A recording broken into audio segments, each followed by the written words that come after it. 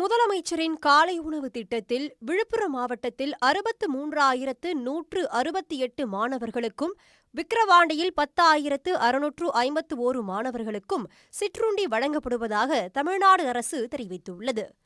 முதல்வரின் முகவரி திட்டத்தில் 1,24,000 மனுக்களுக்கும், விக்கிரவாண்டியில் 21,093 மனுக்களுக்கும் தீர்வு காணப்பட்டுள்ளதாகவும் தெரிவித்துள்ளது.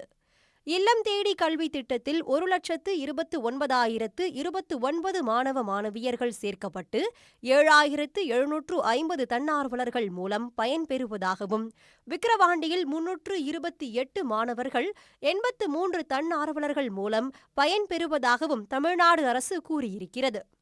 விடியல் பேருந்து பயண திட்டத்தில் 6,92,89,206 முறையும், விக்கிரவாண்டியில் 3,89,96,648 முறையும் கட்டணமில்லாமல் மகளிர், திருநங்கைகள், மாற்றுத்திறனாளிகள் பயணம் செய்துள்ளதாகவும், நான் முதல்வன் திட்டத்தில் 39,186 இளைஞர்கள் பயனடைந்துள்ளதாகவும் தமிழ்நாடு அரசு அறிக்கையில் குறிப்பிட்டுள்ளது.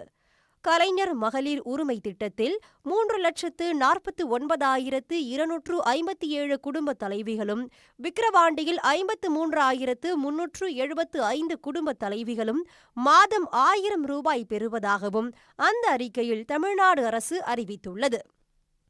இதேபோல பட்டம் மற்றும் பட்டயம் பெற்ற 2,085 ஏழை பெண்களுக்கு தலா 50,000 ரூபாய் வீதம் 10,42,00,000 ரூபாய் திருமண நிதி உதவியும், 7,50,00,000 ரூபாய் மதிப்பிலான 16 கிலோ 680 கிராம் தங்க நாணயமும் வழங்கப்பட்டுள்ளதாக அந்த அறிக்கையில் தெரிவிக்கப்பட்டுள்ளது.